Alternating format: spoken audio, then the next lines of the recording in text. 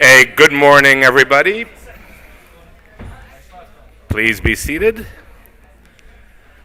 Welcome to the American Enterprise Institute. I'm delighted to host you all here for a panel discussion on U.S.-European relations in the era of America First. My role here, standing here, is just to say welcome. Now let's turn to our moderator, David Marsh of UMFIV, our friends that we are organizing this event with. Let's do it. Thank you. That was impressively brief. Thank you for hosting us, Stan, and we're really pleased to be in such a really impressive, rather space-age building. I don't know whether this is like a kind of compartment that you go to before you go to heaven. It looks like something out of Stanley Kubrick's the Space Odyssey. I think it's an absolutely marvelous building that you have here, Stan. Well done for moving into this building. Not that the other one wasn't good, but this is absolutely excellent. It makes us really inspired with a vision. This is how Brexit could look if it all works well. And I really like the way that everything's laid out in a very neat and tidy fashion. We've got a great panel here to discuss this question about Europe and the United States in the age of America First. And in a way, it's always been America First, but I think that the present incumbent is just a bit more honest about it. So we do have plain speaking in Washington, and we're going to have plain speaking on the panel. So I'm going to introduce very briefly the panel in the order in which they will be speaking. Daniel Ahn, who's the Deputy Chief Economist, although acting. We're all actors in a way, aren't we? But you are acting Chief Economist, and you were telling me, a political appointee, so you're one of the leftovers from the Obama administration, so that makes your position even more interesting and even more delicate, I imagine. We've got two very distinguished elder statesmen in the form of Marek Belka, former Prime Minister of Poland and also former Governor of the National Bank of Poland, where you were for 6 very important and, I would say, successful years. And Fabrizio Saccomanni, former Minister of the Economy, but also former number 2 at the Banca d'Italia for many, many years, and I think almost an ever-present resident in Washington for the annual IMF meetings for, I think, nearly 40 years, with maybe just 1 or 2 when you didn't come here. So this is almost like a second home. And of course, both of you are members of this so-called eminent panel that the group of 20 has now set up under Mr. Tarman to settle the world, put the world to rights. So we're looking forward very much to what you have to say. And then on my left, on your right, Jonathan Fall is an old friend who's had a very distinguished career at the European Commission, has now moved into the world of public relations at Brunswick, chairman of the European Affairs Group at Brunswick, based in Brussels. And Stan, who of course will be speaking as well in his capacity as resident scholar. So I'm going to start with you, Daniel. You've really got a tricky job here to talk about America First. But isn't it true that President Obama actually put America First? He was just a little bit more genteel about it. Well, first of all, thank you very much, David, for the kind introduction, and thank you to Stan and OMF, IF, and AAI for inviting me to speak. And sorry, just a word about the ground rules. I imagine that all of this is totally on the record, and people will be writing about it, tweeting it, all the things. There is a live stream on the internet, even. Yeah, but there we are. So be careful. Be careful, everybody. Checking my tie for stains here. First of all, and thank you for following the letter of America First and having me go first. Although I see I'm sort of also exiled here to the far end. Looking forward to having a vigorous debate. But I wanted to actually start off with a small anecdote. Turning back the clocks to January 2009, when gas technical engineers all across Europe saw a catastrophic decline in the pressures of their natural gas pipelines as Gazprom turned off the flow of gas to Europe, and whatever's left was being siphoned off by the Ukrainians.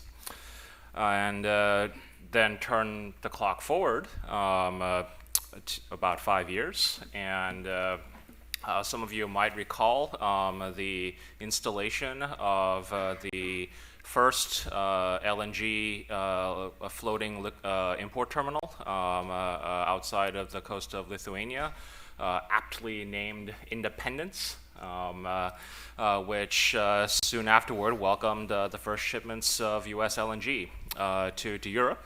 And actually, I think as the first shipments were on their way, Lithuania was able to renegotiate with Gazprom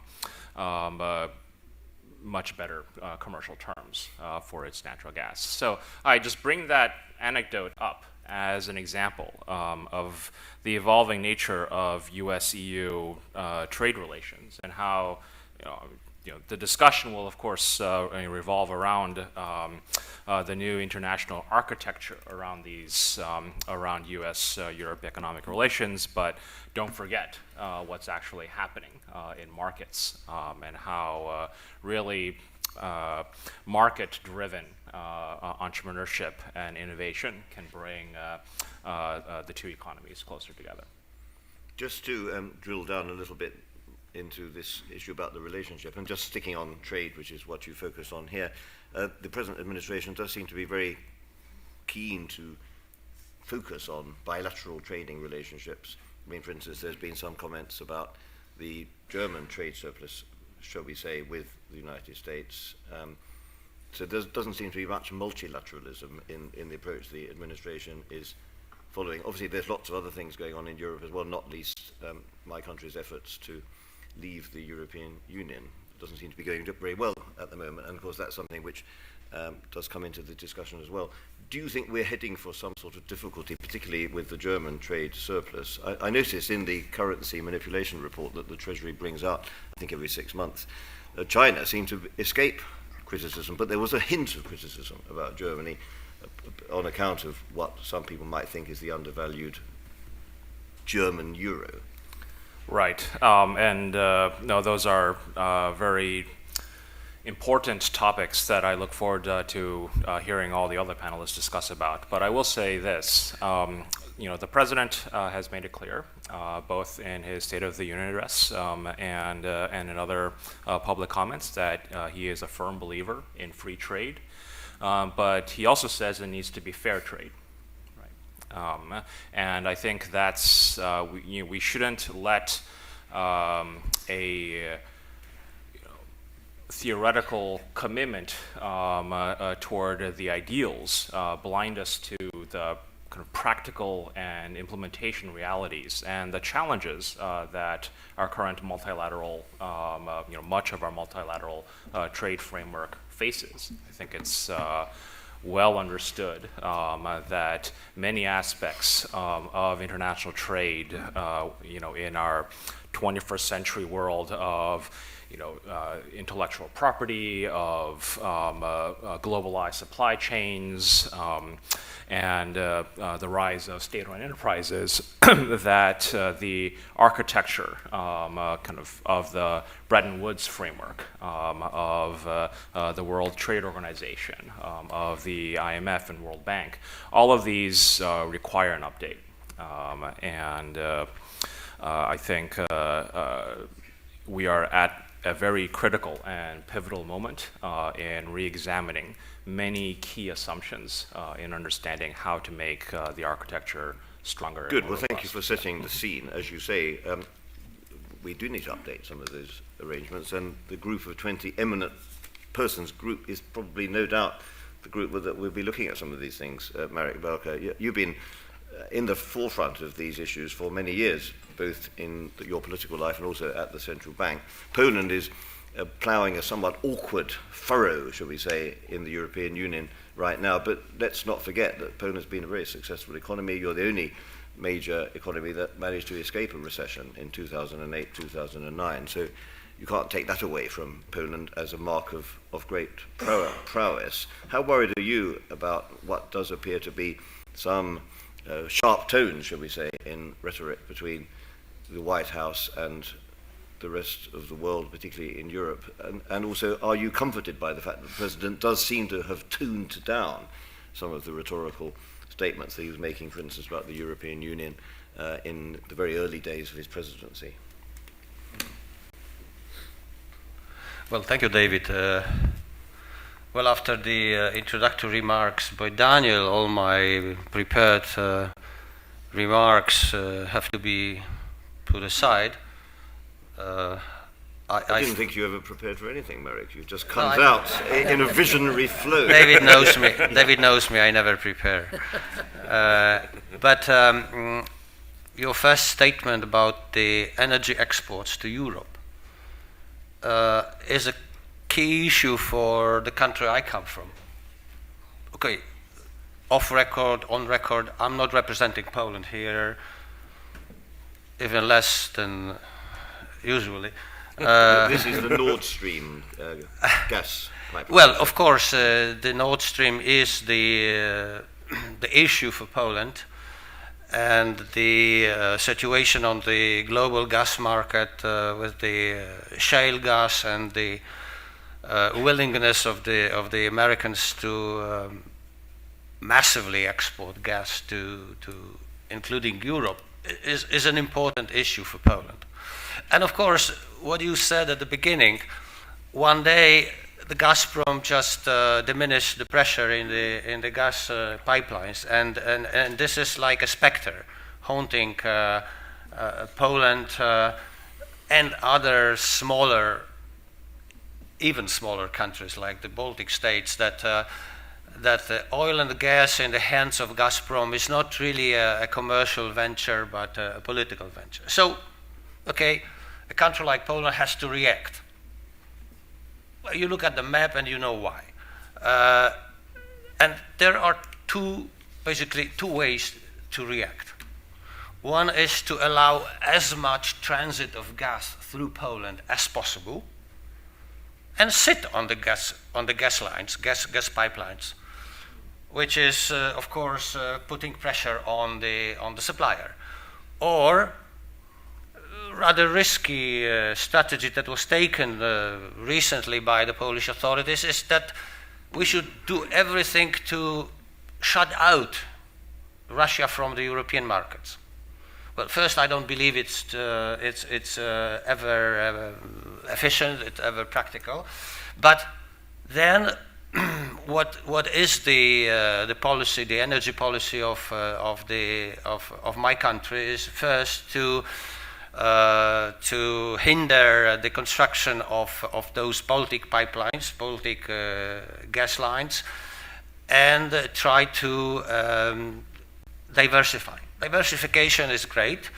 You mentioned independence. We have družba, which is friendship. You know, this is the traditional way oil, not gas, oil is being transported to Poland and Western Europe. It's the družba. Družba is also in very bad shape technically, and the Rosneft, this time not Gazprom, is occasionally sort of putting the gas line, the pipeline under repair, so to say. And every repair has political significance. So this is how we react here. I think we are here in a state of flux, I must say, because countries like Poland and Lithuania mentioned here, giving up on Russian gas and giving up on being the controller of transit has to accept higher prices and less competitiveness of the economy. The second thing, just two sentences, David raised this issue of US-German tension. Well, his is not really about the Germany. It's about the euro. I mean, why is the German surplus swelling? Because of euro. Because the euro is undervalued for Germany. So the issue is not really about bilateral trade relationship between those two countries, but about the euro. Well, which changes the whole picture. Because, and Fabrizio will probably disagree or agree with me, but Trump has added new, let's say, new energy, positive energy for the euro. I mean, as a matter of fact, I have joked that Donald Trump and Donald Trump's election, it was a blessing, a manna from heaven for Europe. Basically neutralizing the effect, the negative, very negative effect of Brexit. So I think that the policy of fair trade with Germany is self-defeating, period.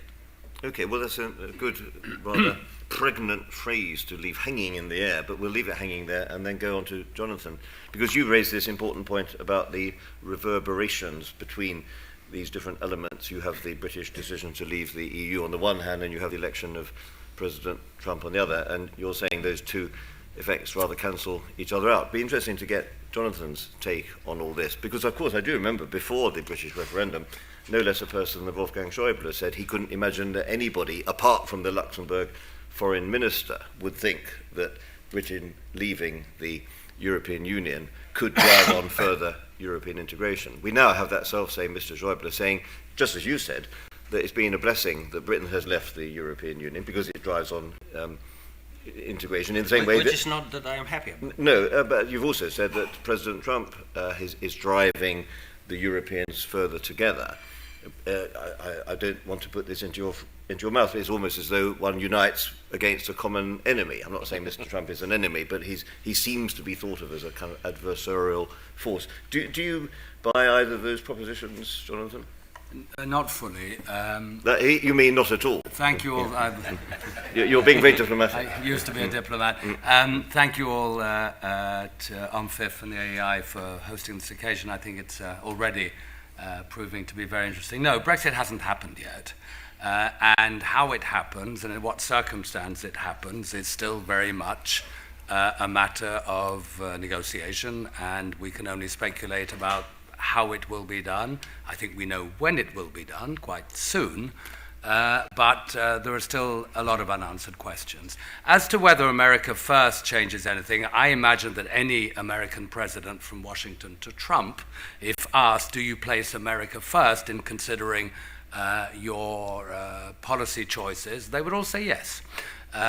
We, I think, all make the safe assumption that nations place their national interest at the forefront of their positions in their domestic and international relations.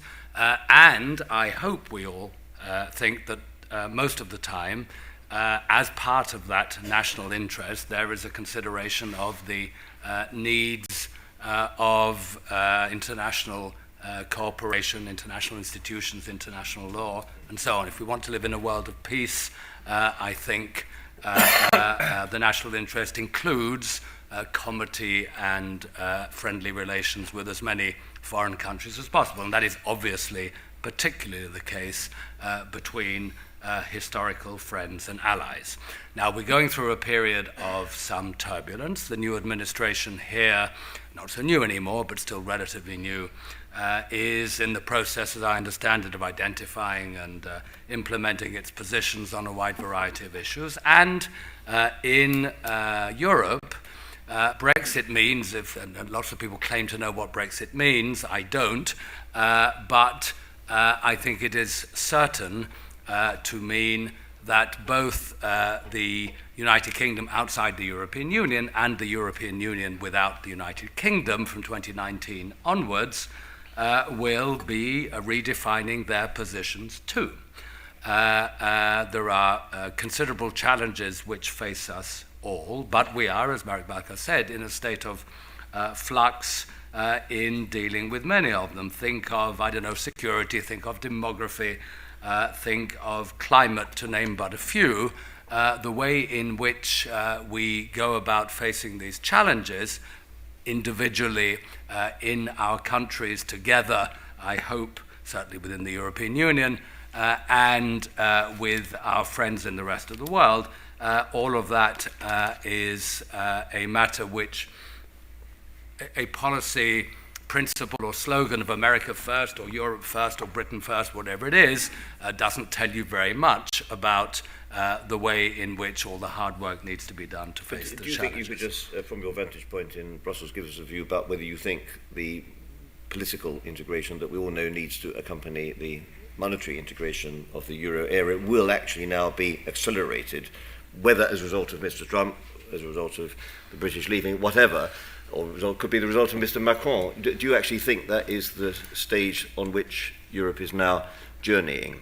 Well, it's one of them. I think there are a number of circumstances aligned which make that very difficult process more necessary and perhaps slightly easier to achieve than was the case before. The United Kingdom outside the European Union removes from the European Union the main non-euro financial centre and economy. Also the main troublemaker, you might say. Well, in some Merrick would say respects, there are others hiding behind the United Kingdom with minds full of trouble as well, but that is a view taken, it's true, fairly widely. And of course, the 27 who will remain united in their, everything suggests so far, in their commitment to political integration, to the European integration project, I think all realize, and political speeches and declarations are there to prove it, that completing the process of the monetary union by creating a general economic and monetary union, which it was always called but never done, is the key. Europe is quite good at playing the first half of games, matches.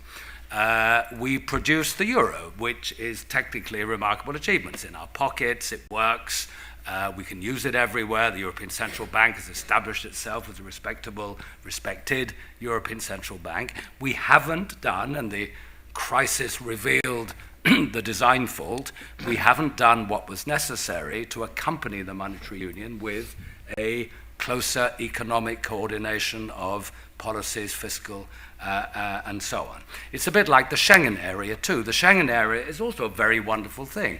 I can get on a train or in my car in Brussels and drive to Lisbon. Nobody will ask to see my passport. If you told our grandparents that, they would be amazed and delighted, I hope. What we didn't do is complete the work of managing the common external border together, because it's very hard and it requires concessions, it requires sharing of sovereignty, and it requires sharing of money. So that's got to be done as well. But we're on the right path. The European Union is on the right path. I very hope that my country will remain a very close associate of that process, but we don't know how close, because we don't know where the current negotiations will end up. Okay, well, I think it's a very measured way of putting it, and it is a game of two halves, isn't it, to use the footballing analogy. And Merrick, you used to play football. You still do, don't you, from time to time? You used to play football with Donald Tusk, I seem to remember.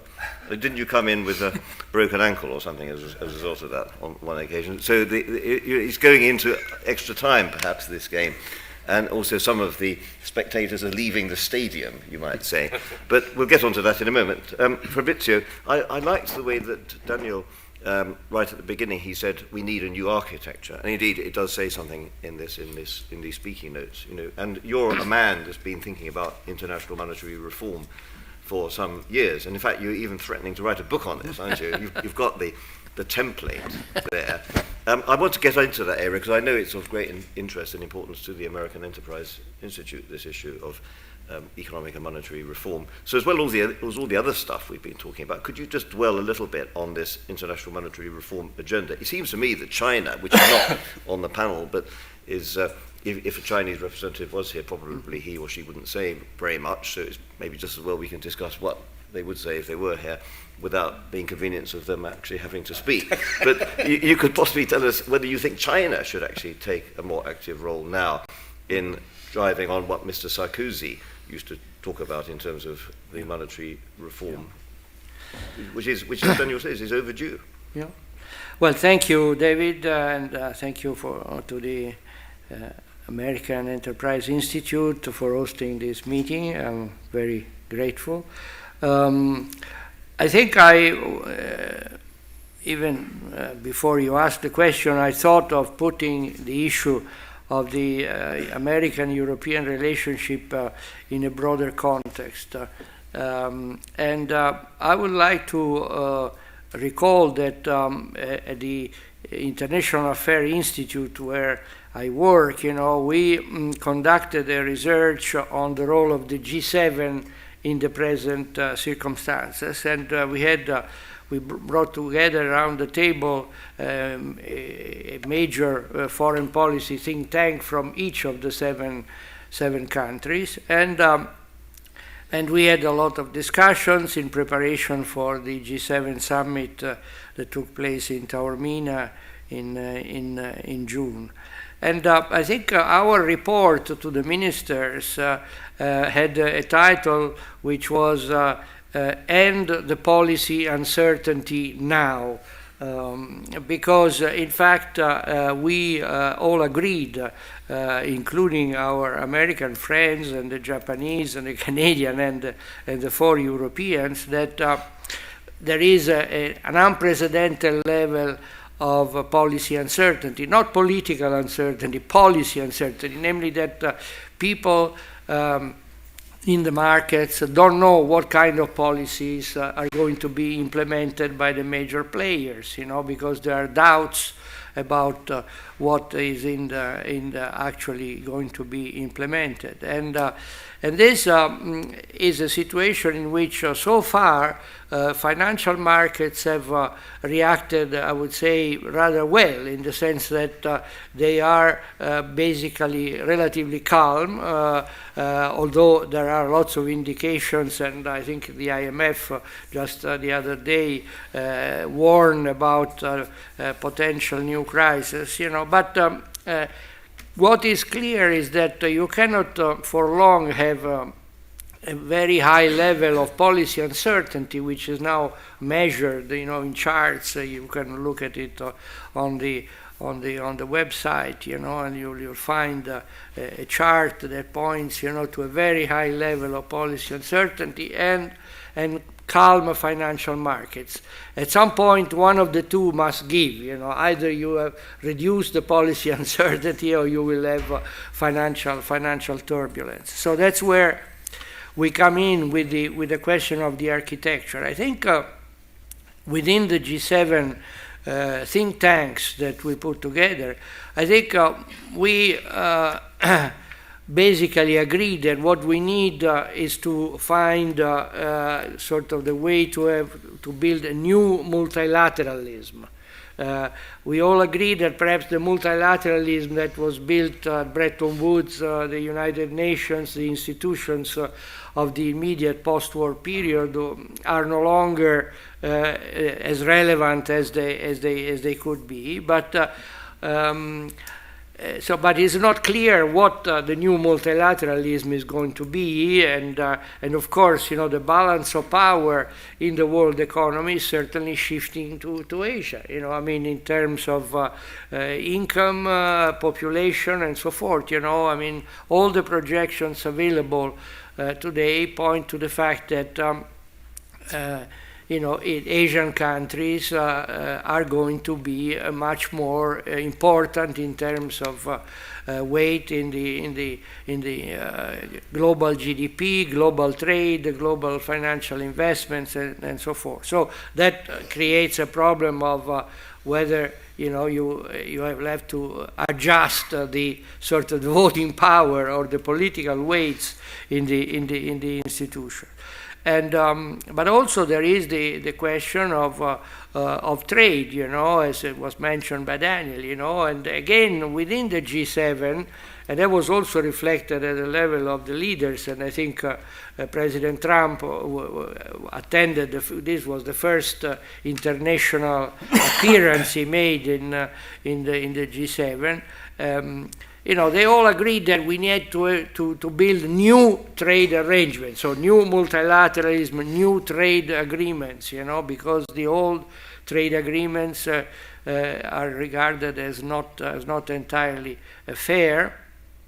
But again, there is still a lot of uncertainty about how to build this kind of new trade agreements. Perhaps you have to avoid burdening the trade agreements with a lot of technicalities concerning investment protection, investment disputes, and things like that. But perhaps you have to bring in more specific element of protection for the segment of societies in the countries involved that are mostly affected by the liberalization of trade and the impact of the new agreement. So there is a lot of work that needs to be done.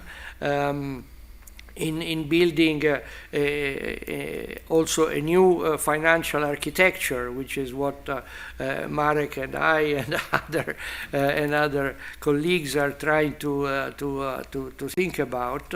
But when will you complete your report? Well, we have to complete the report by October next year.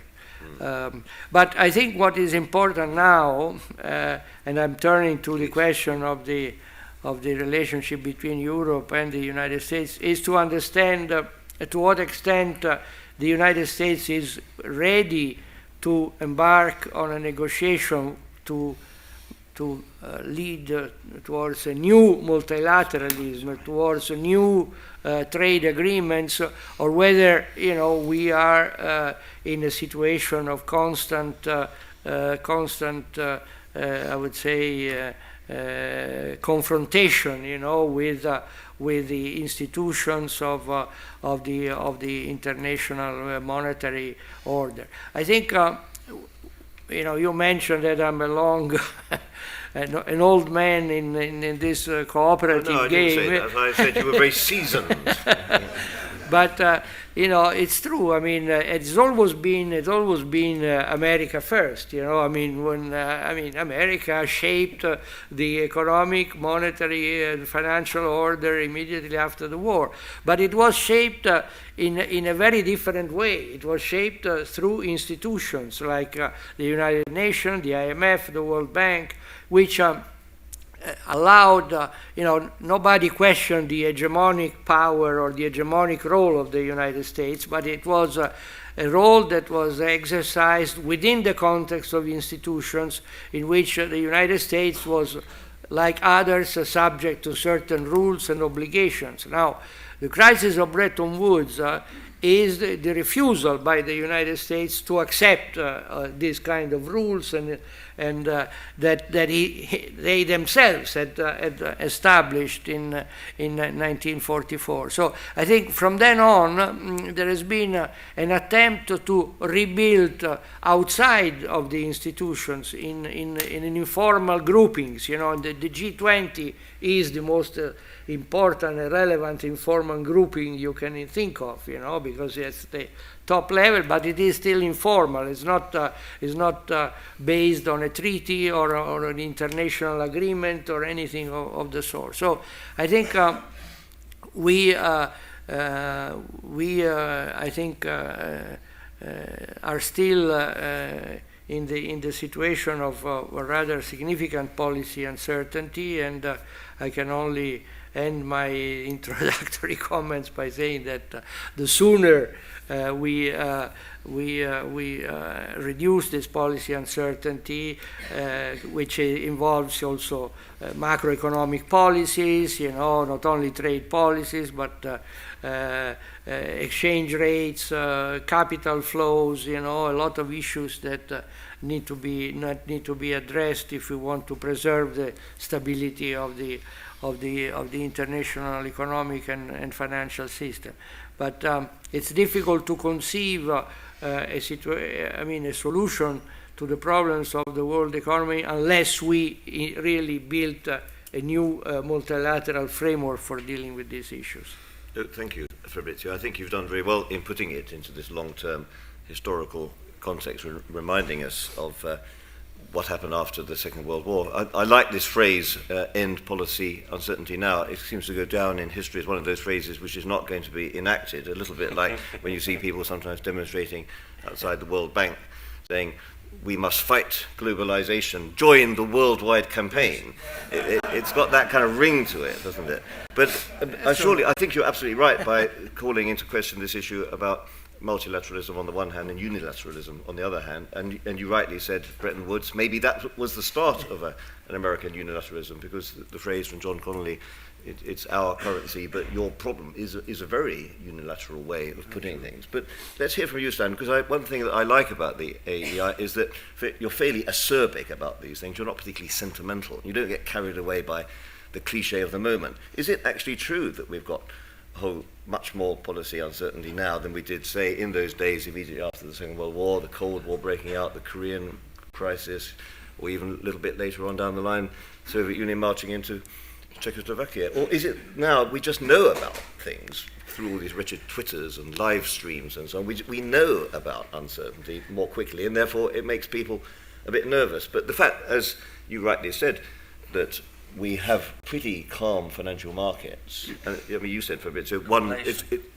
maybe complacent, and there's going to be an alignment at one stage. I mean, would you like to dwell on those comments? Sure. So I think one thing that's different now from the 1950s is that we have explicit empirical measures of policy uncertainty.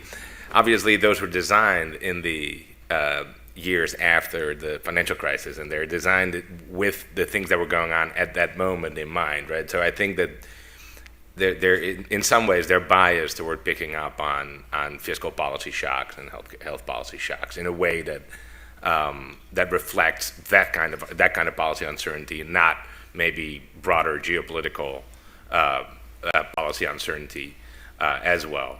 I do think that there are certain areas in which policy uncertainty is very high right now, and I think it relates to the central theme of this panel too, right? Because I don't think it's fair to say that the sort of America First ideology or set of ideas of this administration simply reflects a traditional push to promote the national interest. I think it both because of its historical connotations, because of its sort of conceptual elaboration in speeches, but also just because of the day-to-day implementation.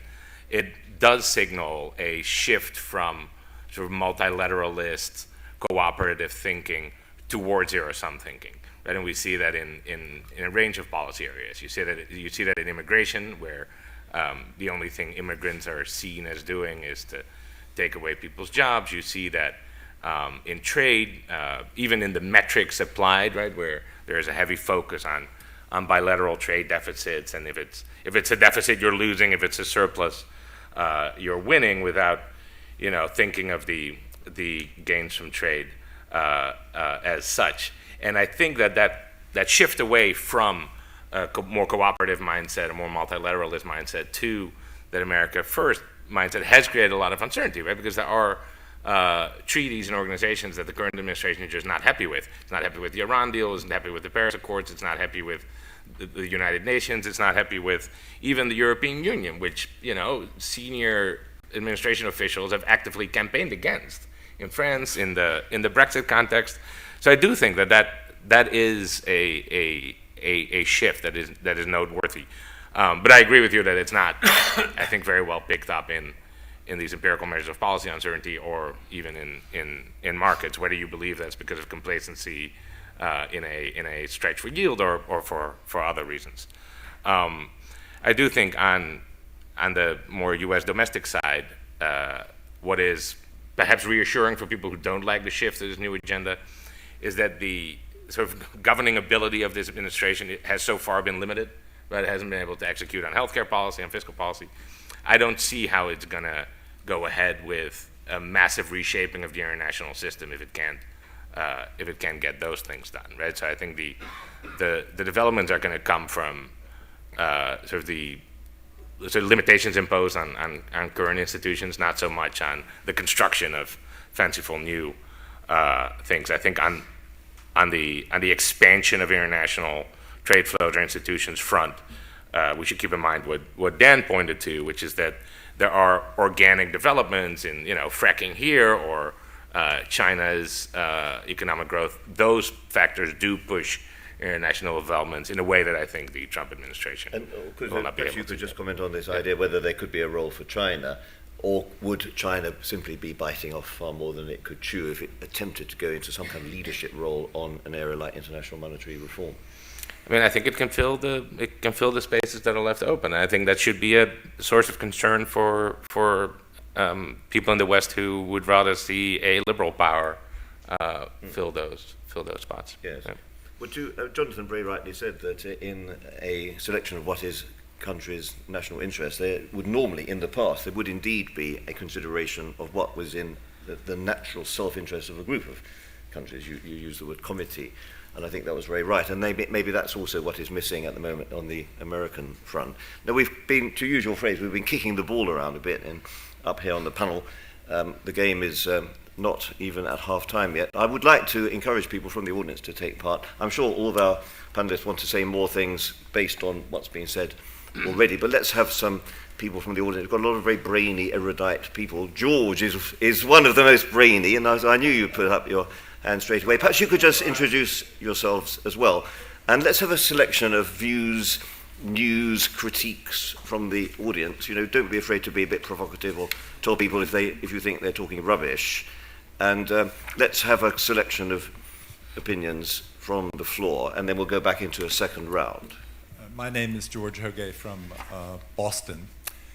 A persistent aspect of the dialogue between the United States and Europe has been the level of defense spending by European countries, and in particular, their contributions to NATO.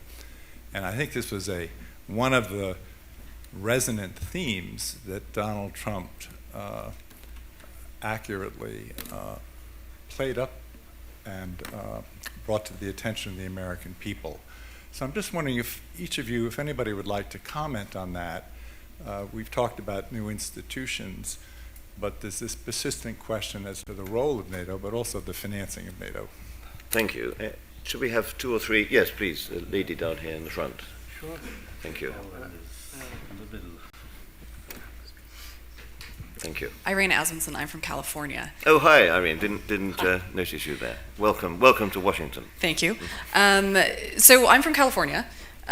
We have many very large companies who sort of depend on this world order, but they also have to operate within the American context. And one of the hard things about defending the international monetary system, the international world order, is that countries within themselves have to deal with inequality. And so it makes it harder for wise people to sort of sell this to their own populations and sell it across countries. So I'm very interested in hearing how the panel would address things like that. No, thank you. Yes, please, gentleman down here in the brown shirt. And you had a point as well, did you? So let's have these four to begin with. Thank you. I'm sorry, not really brown, is it? It's a sort of shade of dark pink. Magenta. Whatever you want to call it. Yeah. My name's Austin. I'm a master's student at the Elliott School. Earlier when we talked about Brexit, it's, of course, the big question mark. No one's quite sure what it's going to look like. So I'm curious what some of your speculations are. What do you think are some of the most likely outcomes, especially in light of Prime Minister May's weakened position in light of the most recent election results? Thank you. This, of course, Jonathan did say he knows when it's going to take place, but he doesn't know what it's going to look like. So that's an interesting statement. Gentleman over there, please, in the blue shirt. Thank you. Sorry to make you run around with a microphone. Thank you. Hi, my name is Zhang Xu, and I'm a research fellow with the American Institute for Contemporary German Studies. Since I think a lot of panelists sort of mentioned China in a way, and I'm wondering, because one of the themes of transatlantic relations right now is to focus on what we could talk about, what we could agree upon, and not to talk so much about differences at this point, because you want to hold on to what we would probably say that the dwindling spirit of transatlantic cooperation. Do you think that China could be sort of a force of reinvigoration in this part? Because there are a lot of challenges that China poses to both Europe and the United States. Take one example, Chinese outbound investment in North America and in Europe. There have been talks here in the United States for a long time, especially on the Hill, to strengthen and expand CFIUS. And Germany has basically redid its own investment laws in the summer, and the European Commission has proposed a comprehensive EU-wide regulation on investment screening. So these are, from my point of view, areas where the United States and Europe could work together. For instance, do you think the expanding influence engagement in China worldwide would somehow create an effect that would, in a way, push the United States and Europe to work in certain areas? No, very good point. And we do have quite a few experts, I know, in the trade and investment sphere, who I'm sure will be joining the discussion. I'm going to ask everybody then to pipe up in the order in which they spoke first. Just take anything that you think is suitable out of that, Daniel. You might want to address the defence problem. We've got inequality, we've got the Brexit thing, which I think is a natural for Jonathan, a bit of a home goal, I would say, for you there. And of course, we've got that very interesting question about China. So over to you, Daniel. Thank you. I have thoughts on all of these, but in the interest of time, I'll just touch on the NATO NATO defense contribution and on China. I think these are excellent examples of how sort of cracks in the previous world order, broadly speaking, are forming, and where the United States is playing an undue sort of role in buttressing the architecture, and others are simply free riding. Sorry, could you just redefine that? Where the United States is playing a role in buttressing the order? Yes. In what way is America doing that at the moment? So of course it can be as simple and direct as defense contributions for international security, to very disguised indirect forms. So the other question about China, to put it a little bit in an oversimplified fashion, I think a lot of these agreements, it's the game theory around it is a prisoner's dilemma, where one person is trying to cooperate, but others have an incentive to try and free ride off of that. And going back to my Econ 101, the solution to the prisoner's dilemma was to repeat the game and ensure cooperation, right? And which would make everyone better off. But when that doesn't happen, when on the one hand certain actors in the world economy are trying to play by rules, but others are playing by a different set of rules, where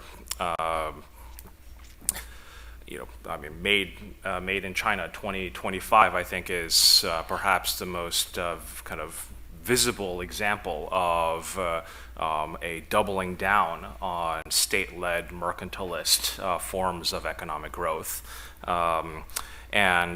just going back to the international world architecture. I'm sure you've seen the news about U.S. funding for the World Bank. It raises questions when on the one hand the World Bank is funding projects in China, and at the same time Chinese money is now the largest investor in U.S. real estate. Right? There's some kind of misallocation of capital occurring here, and so again, I would posit that we should not be so theoretically enamored to the first best outcome of cooperation. If not everyone can cooperate, then we see in the absence of a world referee, that people start to look at things, as Stan said, in a very zero-sum way. No, I think that's a very good point, and that's a bipartisan comment, I would say, because this is not a particularly Trumpian point that you're making about China maybe using the rules of the liberal free mercantilist order that we have in ways that maybe are going to give it a little bit too much advantage. So I think that's a valid point. And it was echoed in what Stan said also about we shouldn't be particularly happy if they do move into some kind of, quotes, leadership role, end quotes, when they don't have the liberal system which we would all espouse. But Marek, would you like to elaborate on that? I know you were whispering to me Poland first, while this was going on. Yeah, Poland second.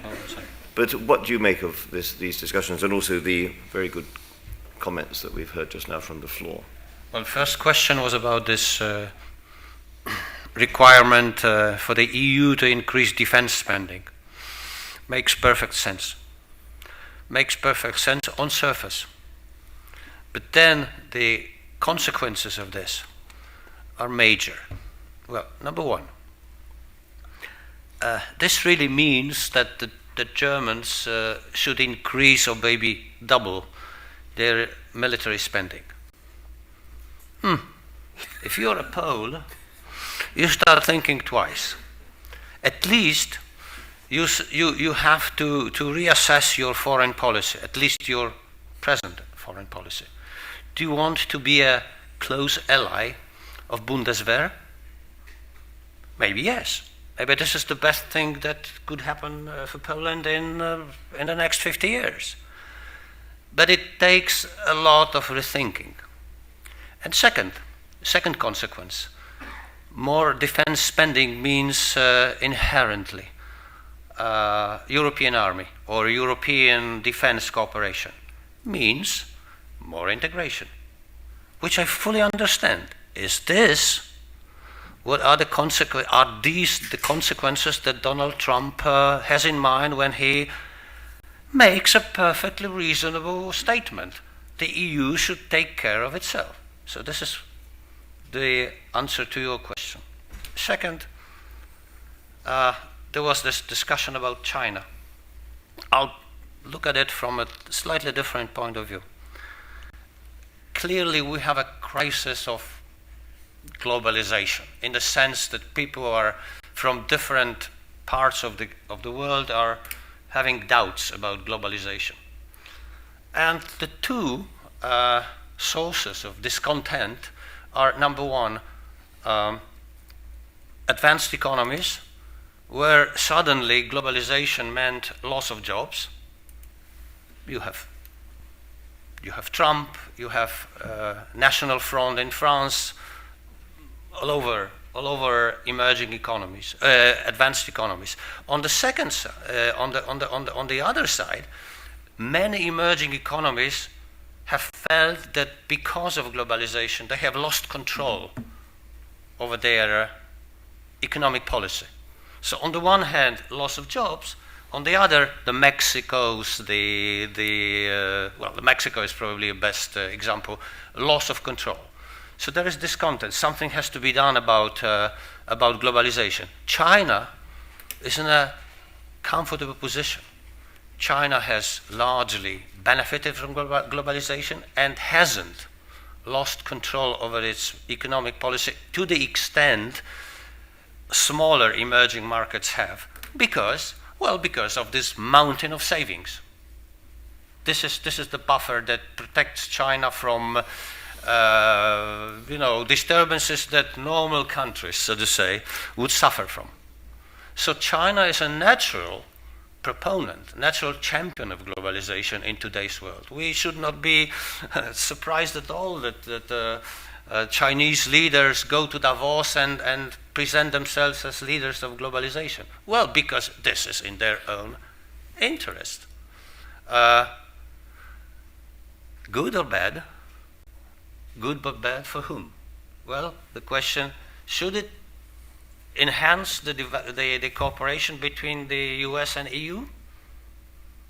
Well, first thing that Donald Trump did was to undermine the Trans-Pacific trade agreement, which is a boon to the Chinese. Come on, it's like an open door for China to take the place of the US. So Trump is following a China first policy, really. China first, of course. China first. So These are my remarks to your questions.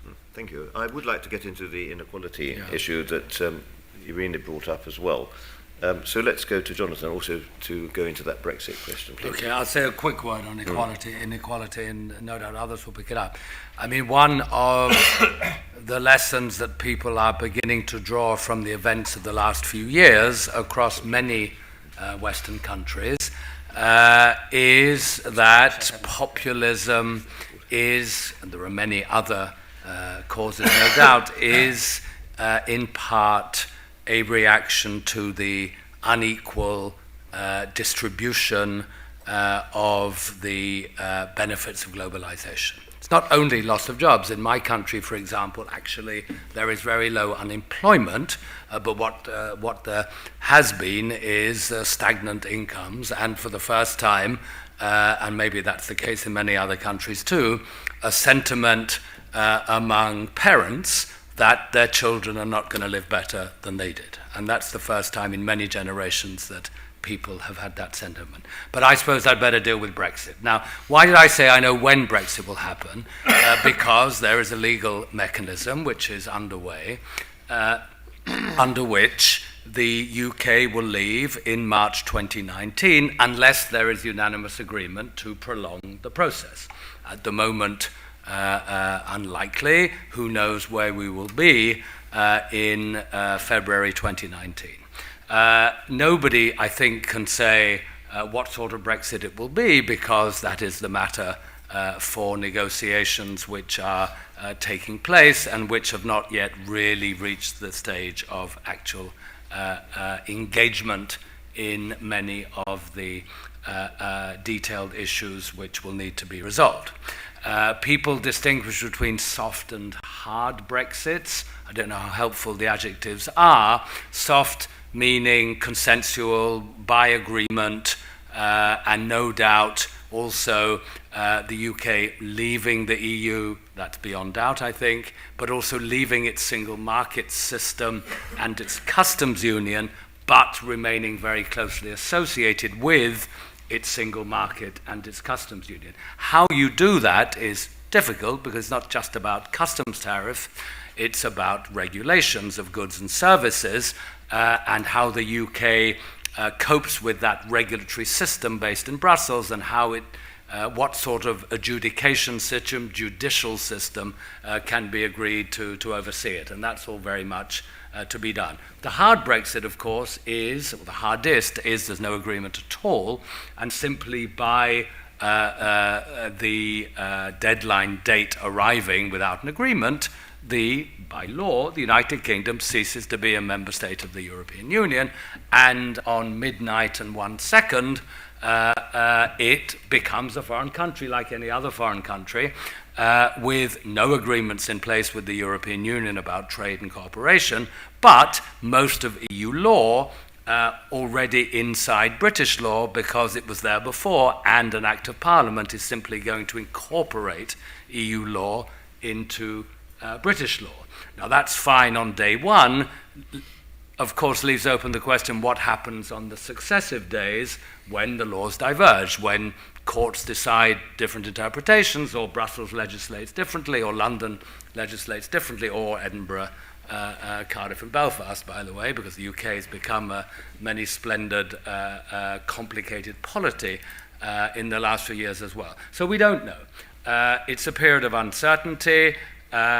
Business communities are beginning to say more and more loudly that the uncertainty is difficult for them. They have to make investment decisions, and the sooner the uncertainty is lifted, the better for everybody concerned. But this is a very complicated, unprecedented negotiation. The EU is quite good at negotiating people joining it. It has never negotiated someone leaving it before, and of course the UK hasn't either. So this is not an easy task. There are very competent people on all sides, but nobody can say today exactly how it will play out. And of course, we're all part of a wider world, and what happens in Washington, what happens in Beijing, all the other places we've talked about, what happens in Moscow, will have some influence over that process.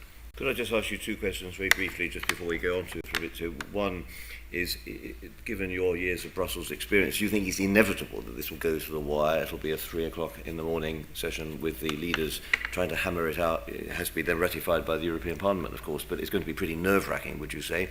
And secondly, I presume you voted to stay in the European Union.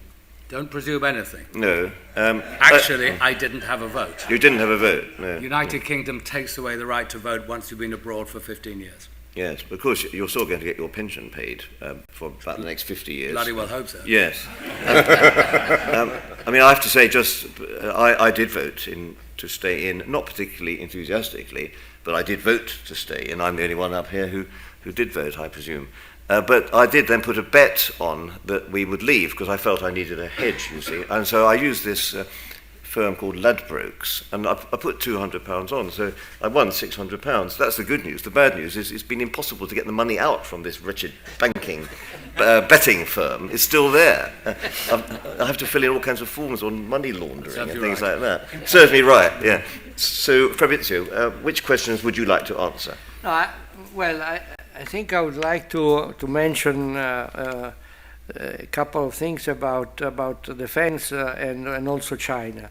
On defense, in addition to what Marek just said, I think it is important to understand that it's true that European countries in particular have not paid the 2% of their budget, which is but I mean, one has to also take into account that the procurement of military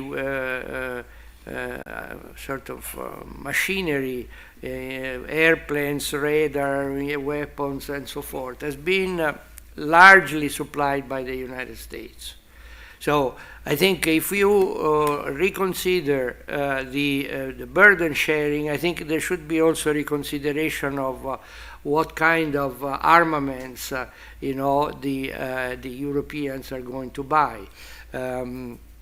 I know that because in Europe we have developed a project for the so-called Eurofighter, which has nothing to do with the euro, but it's a sort of a fighter plane. I think the Eurofighter is Poland, isn't it? Well, Italy is among the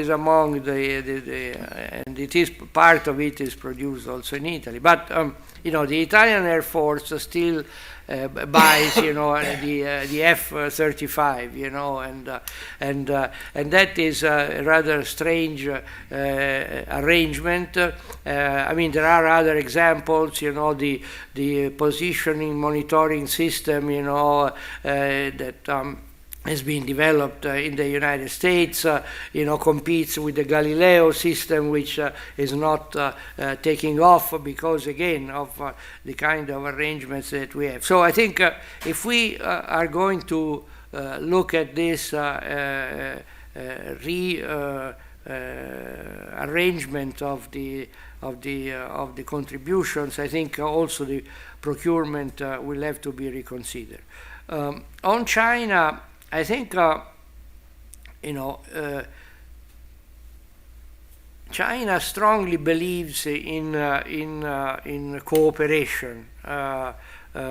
Maybe they have like the United States, they have a sort of in the back of their mind, an hegemonic type of situation, but they stress continuously the importance of operating within the institutions, and they are ready to create new institutions. For example, the Asian Infrastructural Investment Bank is probably a sort of a totally acceptable response to the fact that the international institutions probably were not paying sufficient attention to certain type of investment in the Asian region. So And you know, in my personal impression is that the only thing that China doesn't want is to have a G2 with the United States,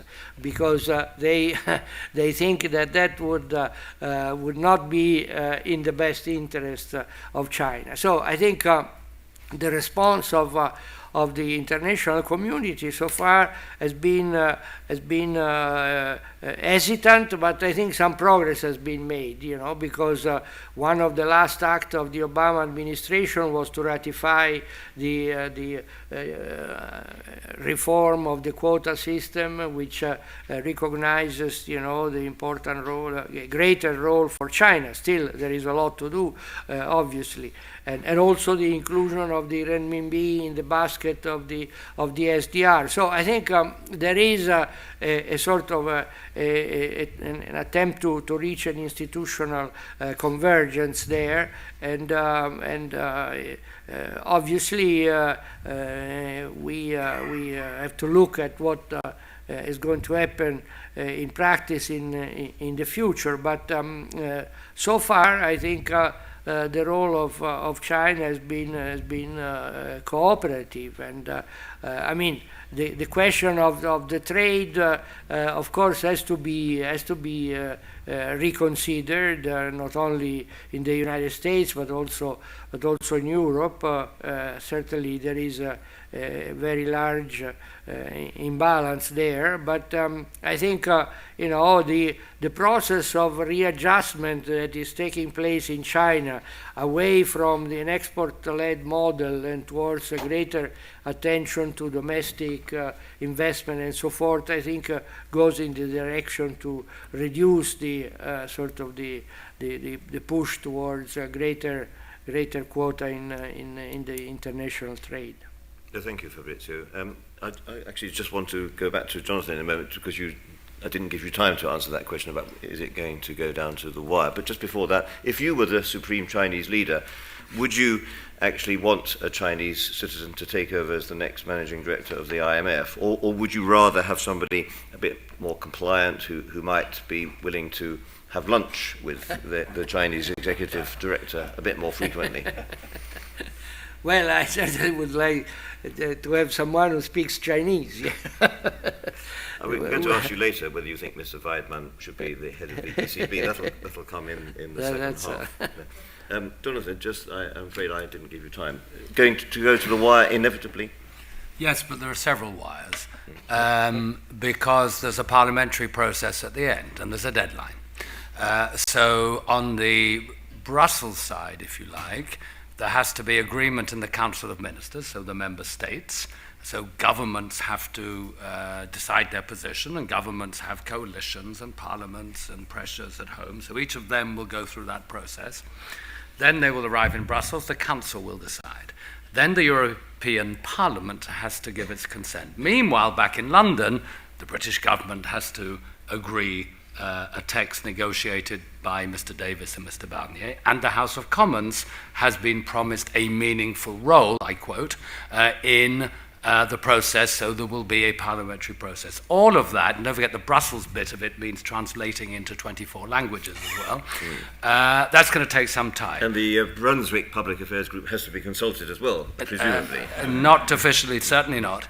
And so we get to March 2019, but actually it means that by the end of 2018 at the latest, probably around now in a year's time, the negotiators have to agree a very large proportion of the text, which will become the final agreement, all of which means there isn't much time left.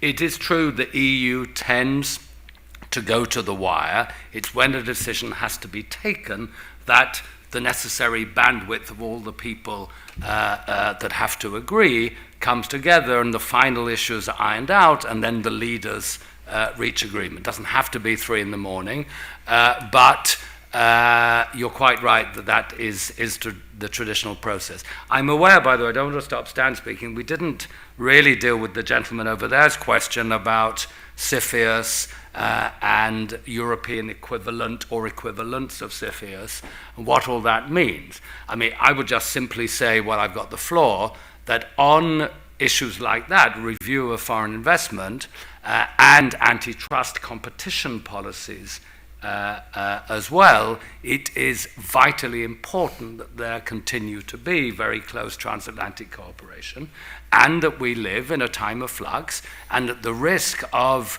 divergence, deliberate or accidental, lurching into tit-for-tat protectionism is a serious one. And that means that the UK-EU relationship has to be sorted out, and it means that the transatlantic relationship has to be sorted out, and it means, I hope, that then Europe and the United States can continue on the international level, through the international institutions we've heard so much about, to work together.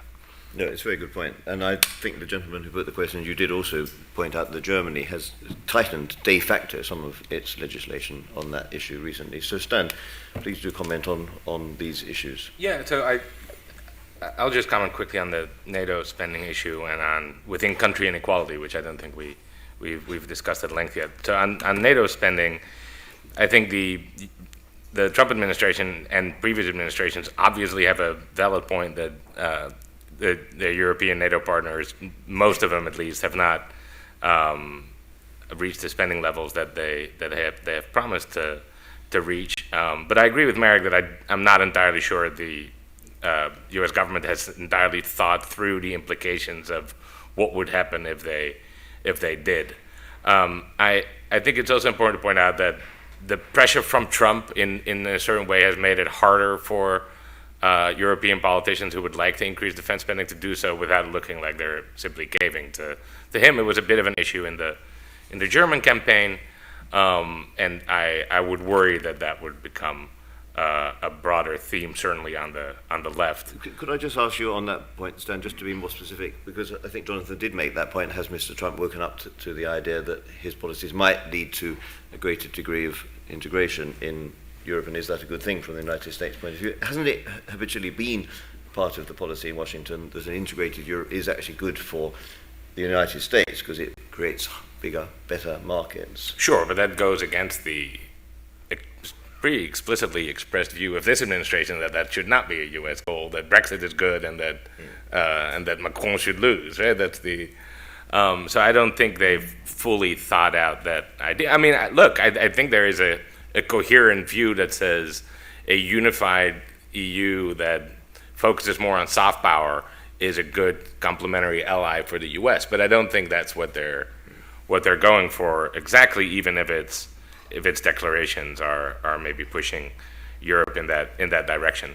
Also, just realistically, there's a lot of countries that are just not going to get to that level of defense spending. The Dutch Christian Democrats, for example, had a sort of intra-party battle last year on whether the party should push for going from 1.12% to 1.2%, and half of that is pension spending, right? I mean, there's a number of countries that are pretty far from those goals. On the issue of within-country inequality and to what extent that needs to be addressed or has been addressed or has driven the sort of populist wave, I mean, we've seen numbers increase, inequality numbers increase in a lot of Western countries. On the other hand, we've seen global overall inequality, I think, decrease over the last 30 years. That's a trade-off you may be willing to take or not. I do think that it's not that easy to argue that it's increasing income inequality that has led to this wave of discontent, right? If you look at the places in the West that have the highest level of income inequality, it's the Bay Area, it's New York City, it's Amsterdam, it's London, it's Paris, right? Those are not the hotbeds of populist rage. The places where I think people have expressed most discontent are the places that have just struggled, have seen low growth, have seen low productivity growth, low wage growth, certainly since the crisis hit, and that seems like the more obvious first-order explanation for people's dissatisfaction. So let's have another round of questions from the audience. Well, gosh, a huge number of hands. So Danai, first of all, please, and then the two gentlemen over there. So we'll have 4 or 5 questions together. If you could be reasonably succinct, please. But it's really good to have such good audience participation. Thank you, David. Danai Kirakapulu, also from OMFIF. The panel discussed how the UK's decision to leave the EU and the election of Donald Trump might provide the impetus for closer European integration. At the same time, there are still important differences among Europe's two biggest players, France and Germany, in terms of what form that integration will take. We've heard discussions about a European Monetary Fund, about a Euro area finance minister. What do you think is the appropriate way forward, and what do you think is the likely way forward in those terms? Thank you. And we'll add into that who should run the ECB. That's one for Fabrizio. So the two gentlemen over there, please. If I was before. Please. Yes, one after the other. Michael Callingard, Brookings, and Council for the U.S. and Italy. Question on trade. What does the panel, from their various perspectives, see in the near term in terms of the way U.S.-EU trade will go on, in the sense that is TTIP dead and gone? If not, will something take place, or what will happen? Do we need a focal point, or will the Trump administration, for example, simply decide that's off the table and we'll look at other issues? Thank you. Yes, please, sir. Yes, my name is Roger Cochetti. I work with private equity in the technology sector and happen to be a lifetime Democrat, so I'm no fan of this president. But I thought George's question, I'm glad he raised it first, but he articulated it in the typical erudite terms that a policy professional would. That is not what Donald Trump tells the 63 million Americans who voted for him. And what's lost in translation from the street language to the professional language is the acidic element of it, which I'd like the panel to respond to. And I don't think, by the way, that Donald Trump would recognize the term burden sharing or prisoner's dilemma. What he actually says is, we've been ripped off. For the last 30 years, they get TGV, we get Amtrak. They get Munich Airport, we get LaGuardia. They get free college, we get student debt. They get free medical care, we get medical bankruptcies. The reason this happens is we subsidize them hundreds of billions of dollars a year to pay for their defense. Have you been to Heathrow? Pardon me? Have you been to Heathrow? You only have to listen to him. Frankfurt. The new Berlin airport is really worth going to. We could do this all day. The point is, what's lost in translation is, and his description, I heard it one time, of multilateralism. France, Germany, Britain, Italy get together and say, how many here want the United States to do more for us? Everybody raise your hand. Well, that's unanimous. We all voted for the United States to do more. So his language to the street, to his voters, to his supporters is completely different than the erudite language you get in a policy discussion like this. But what's missing at the policy conversation is that, as he puts it, they owe us bigly, by which I'm not sure he means B-I-G-G-L-Y or big league, but they ripped us off for 30 years and now they owe us. And if policymakers don't deal with that concept, we're going to miss the 60 million people who have followed him. So I don't know whether, I certainly don't have an answer to it, but I think it would be worth any comments. No, thank you, Roger, for the interpretation aid. To be fair, Dan, you did use the word freeloading and free riding. You did use those words, which I think would be recognised. But we'll go back to that. Let's have the questions over here, please. And there's just two here, then we'll have those five. If anybody does want to say something, then please pipe up now, because there won't be any time afterwards, please. Hello, I'm Christopher von Clapperhead, and I'm an IA major at Elliott. I wanted to ask, to what extent have refugees and immigration affected the relationship, the economic relationship within Europe and then also with the US? And in tandem with these refugee and immigration issues, we have a new wave of nationalism that accompanies that. And are you referring, say, to the rise of the AfD in Germany? Actually, yes, exactly that. And then, of course, with this administration, perhaps with DACA, that could also be argued. So once again, the question is, what's the relationship between refugees/immigrants, nationalism, and then the economic implications from that? Thank you very much. And the gentleman sitting next to you. Hi, Emmanuel Ertingen from the Center for Transatlantic Relations. My question concerns how non-Eurozone countries view President Macron's proposals for deeper integration within the Eurozone? And also, couldn't this deeper integration, couldn't it risk creating new kinds of imbalances within Europe? Thank you. Very good question. How you view the proposals that Mr. Macron has put forward for greater integration. So let's start again with you then, please, Dan. And thank you for mentioning free loading and free riding, which no doubt you'll tweet out things like that all the time. Thanks, David, and thank you, everyone, for the questions. Gosh, where to start? Again, I don't think I'll be able to get to all of them. I think we can allow our European friends to talk about the euro. There's two, so you can knock two off the list. Sure. So let me speak briefly. European friends. Of course, I'm also a European friend, so I just want to make that point clear. But not after Brexit, no. So let me first touch briefly on someone mentioned about TTIP and just like broader U.S.-EU trade. So speaking with colleagues of mine who worked very closely on the TTIP negotiations over the years, sort of behind the scenes, I can say that I think it's quite surprising the amount of progress that the U.S. and EU negotiators made in finding common ground. Now, visibly, of course, all we see is deal, no deal, and sorry, when you say made, what historical period are you referring to? I mean, well, you can talk about like the whole historical context, but I'm specifically meaning over like the last 3-4 years. Yes.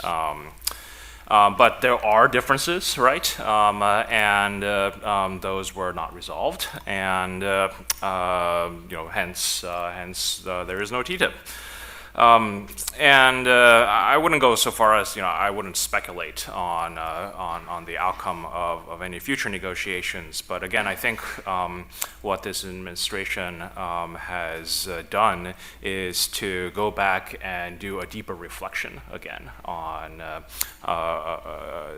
the gains from trade, the value of trade, and on the processes for negotiating, including at some future point, the European Union. So, but I think, don't think of necessarily all of that as lost. It, again, I think has created much common ground that can be built on forward in the same way that negotiations around TPP are helping inform the current NAFTA negotiations and the US-Japan free trade agreement, etc. And then, let's see, on the language disconnect, I'm very glad that you brought that up, because that is, we shouldn't ignore the fact that this is not just here in this country, but all over the world. People are feeling left behind. People are feeling ripped off. The reason why the founding fathers, in their wisdom, created a republic and not a democracy was because that expression of political will has to be channeled through representatives and channeled through technical experts and so on. But that should not either blind us to the fact that this is a reflection of a very real, powerful political will, and dismissing it, disparaging it, is not the right answer. The reference to these people as deplorables, for example, is a good case, isn't it, really? Precisely. So, but it is, our jobs, therefore, both, I would say, not just within government, but also the broader community, to face those hard truths and come up with not just like an answer that we should care more about inequality, or we guess what, our models on trade, we should have a little bit more trade redistribution or something like that. We need to have, again, I think, a very profound re-examination of how we conduct and how we communicate and how we demonstrate the value. Good. Well, thank you. A couple of questions for Marek, which are tailor-made for you. I mean, one on the euro area and the institutional issues, what President Macron has come up with, plus I think perhaps the refugees. One of the first times I met you, I remember when... You're going to join, as Poland is going to join the euro area. He will tell us that, I'm sure. But also, if I may say so, one of the first times I met you was in Washington, and you were sitting opposite Mr. Weber, the then president of the Bundesbank. You've just been anointed the head of the National Bank, but you were a former prime minister. So you looked the president of the Bundesbank in the eye, and you said, can you tell me why you are asking me to join a zone of instability? Right. Well, that was all off the record, of course, but it can now be told.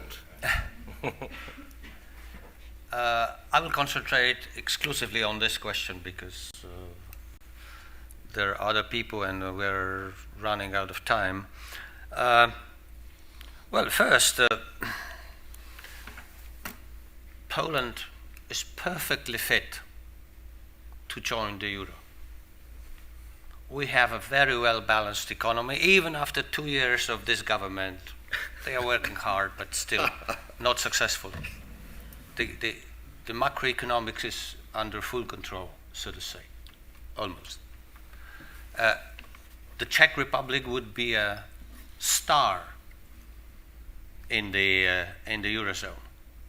These are probably two economies that are more fundamentally fit to join the common currency union with Germany, because this is the clue.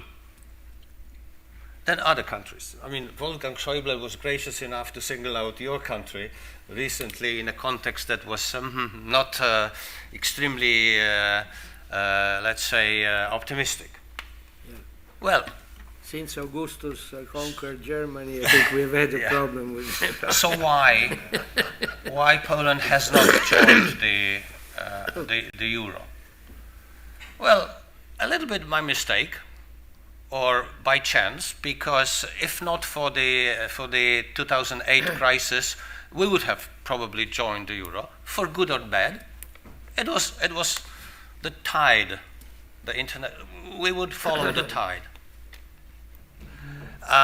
But then, after the crisis, we started reassessing the pros and cons, the benefits, and the dangers from euro. Euro really seemed as a source of instability. Well, there are structural issues still there in the Eurozone, and the main is the tendency for the countries to diverge. I mean, you cannot have a common currency union, even if you build up institutions that are, resistant enough, if there is divergence. Well, the problem is the situation changing? Yes, the situation is changing. Number one, the divergence seems to be contained. I don't know whether this is temporary or longer term. I'm not talking about Greece. I'm talking about Italy, France.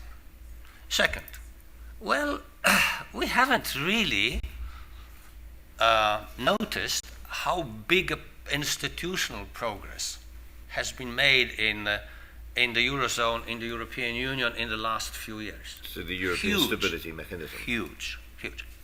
Yeah.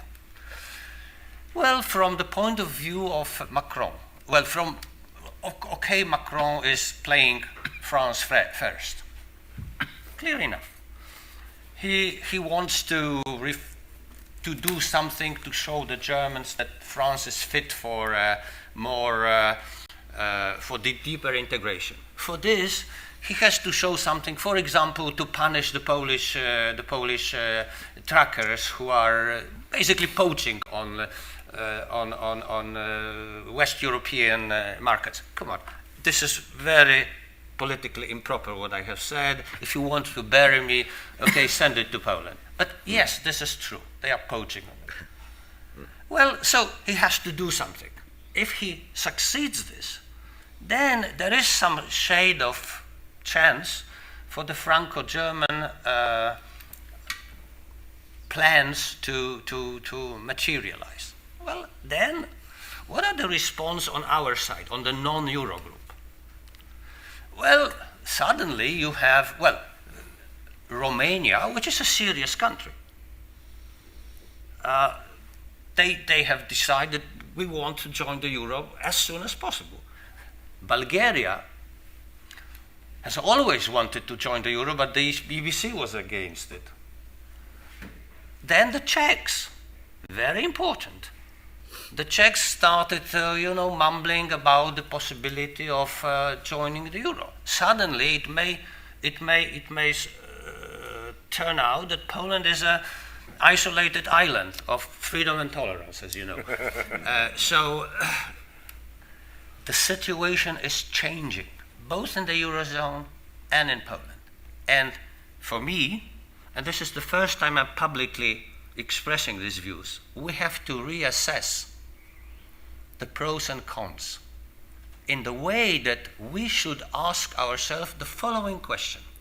Suppose that things go entirely wrong in the Eurozone and the Eurozone collapses. What kind of loss would Poland, a country like Poland, be exposed to if we are in the Eurozone or are not in the Eurozone? And then the answers to these questions may be completely different from what we have been thinking about recently. So I am slowly changing my view. Now, being a freelancer, I can afford it. But you're an eminent person as well on this group, so if you change your view, the world could change. The eminent persons group don't treat with such details as Polish membership in the Eurozone. We will have to speed up a bit because we've got such a lot of really good questions to answer and only a few minutes to answer them. So I'm going to ask you, John, to be really very tight in your answers. We've heard about Poland and other countries. There is and there will be a continuing debate in all of the non-Euro countries, including, by the way, Sweden and Denmark, which were not mentioned, about relationship with the Eurozone, including should we be members of, or should we not, or should we shadow the Euro in the way the Danes do, or not in the way the Swedes do with much wider bands. That will continue, and Macron has made a big contribution to the debate, and once there is a German government up and running, it is expected, at least in Paris, that there will be a response from Berlin on all of this. Who knows where that will lead? This will always continue as a debate. It is a very important issue for the future of Europe, all of Europe, the continent, whether in the Euro or not, whether in the EU or not. And there won't be an overnight sudden conclusion. At final point, it would be very simplistic in that context to think that now that the UK is leaving, it's all going to be very easy because we've removed the greatest obstacle to Eurozone integration, which was the UK sitting sort of in the same rooms as everybody else, but staying outside the Euro and with the City of London in its territory. It's far from that simple. Good, thank you. Fabrizio, you only have a few minutes to go, I know, so you can avoid all the really difficult questions.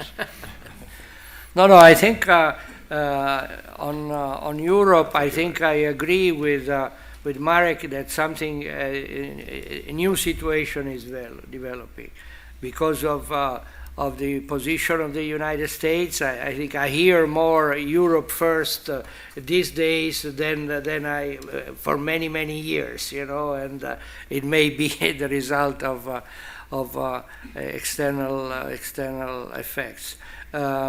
Also, I think Brexit will make a difference. I've always been convinced that Europe needed the Great Britain, but unfortunately Great Britain has decided otherwise. But that may have some positive short-term impact on facilitating agreement.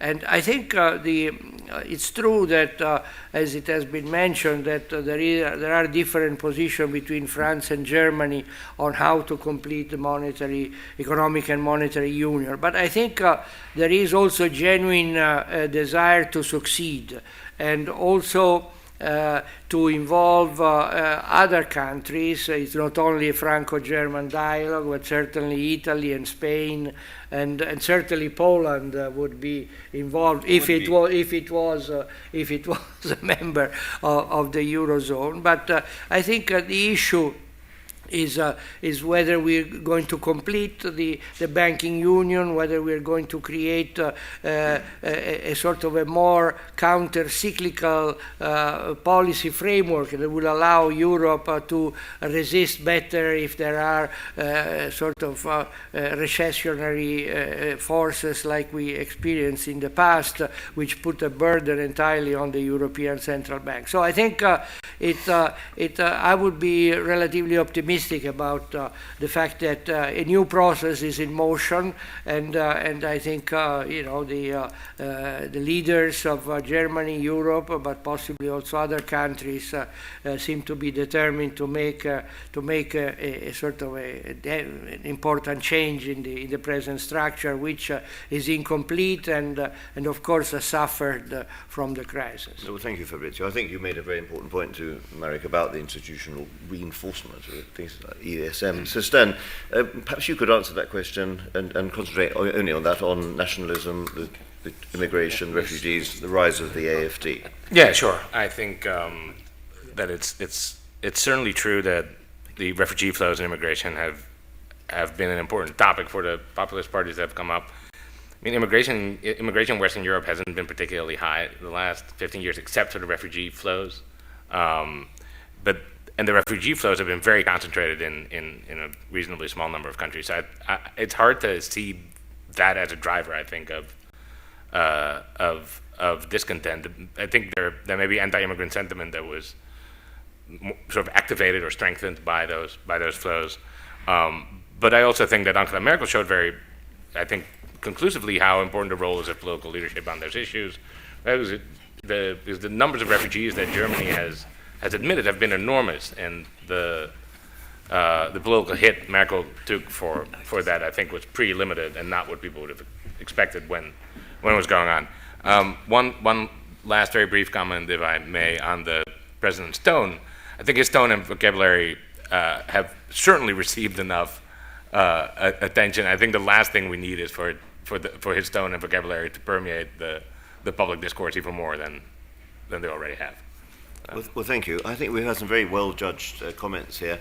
I don't think we've really solved anything, but we've certainly improved our understanding. I think, Marek, your seminal intervention, as you say, the first time you've made that comment in public, that does deserve us to take it very seriously. I'd like to thank very much our two American colleagues. I think you've done very well, Dan, and some points which were genuinely bipartisan. Thank you, Jonathan, for giving both the British and a European view, and somebody who wasn't allowed to vote as well, which I hadn't realised. So I'd like to thank everybody very much indeed. And I do hope, Stan, that maybe we can repeat this in a year's time and come back with a similar panel to deliberate what we've done. It's been great having such good questions from the audience as well, so thank you, audience. Thanks, David. Thank you, Marek. I'm going to